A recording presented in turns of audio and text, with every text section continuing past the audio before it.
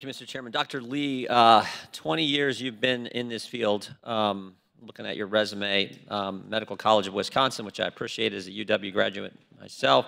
PhD in biochemistry, trained at Harvard Medical School, Boston Children's Hospital. Pretty impressive. You know what you're talking about, don't you? I believe I do. Yeah, I do too. And you said in your testimony, we do not need fetal body parts from aborted babies to achieve future scientific and medical advancements. You stand by what you said in your testimony, right? I do. And you also said after 100 years of research, directly to where the chairman was with Dr. Temple, you said after over 100 years of research, no therapies have been discovered or developed that require aborted fetal tissue. Is that accurate? That is accurate. And yet, taxpayers are given money paying for this fetal tissue every single year. Is that true? That's true. Let's start with Planned Parenthood. You know how much money Planned Parenthood gets from taxpayers in a year's time? Do you happen to know? They get about $500 million. It is about $500 million. Mm-hmm.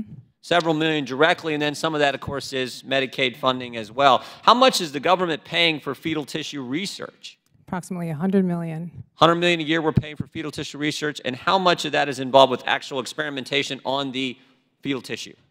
$20 million. Approximately $20 million if you look at NIH contracts. About $20 million, okay. And that's NIH, that's not HHS, that's NIH. That's correct. Okay. Is some of that $100 million, some of that $20 million, is some of it actually used to purchase the fetal tissue? That money is going to be used to purchase the fetal tissue. And I think with Mr. Congressman Heiss earlier, you said it's not a direct purchase though, right? It's In other not. words, so let me just, I just want to understand it and make it as simple terms as we can. Planned Parenthood is is taking the life of unborn children. Planned Parenthood then, or other abortion providers, sell the tissue to some company. Mm-hmm. And then the government then buys it from that company. Is that accurate? That's accurate. And who are some of those companies? I think you mentioned some names in your... A couple of them are ABR and Stem Cell Express. ABR and Stem Cell Express. Any chance those companies were involved? There's some somewhat now famous videos that Planned Parenthood had. They didn't have, but they were about them a few years ago. Stem Cell Express and ABR, were they involved in any of those videos of Planned Parenthood a few years ago that somewhat now well known? They are. They were absolutely, their question as to whether there was profit actually being made, and because there were actual records that they were only paying approximately $60 to Planned Parenthood or other abortion providers to get the fetus, and then they would turn it around and then they would sell it to investigators and make much more money than that. So I just want to be clear again. So those videos that we saw that we're all repulsed by, that were disgusting, all kinds of this cavalier attitude that people at Planned Parenthood were talking about, when they were doing that, talking in those transactions, it was with those companies you just said, Stem Express and ABR? Yes. Okay. So again, here's how it works. Taxpayer dollars, our constituents' tax money is going to Planned Parenthood. Planned Parenthood then provides abortion services.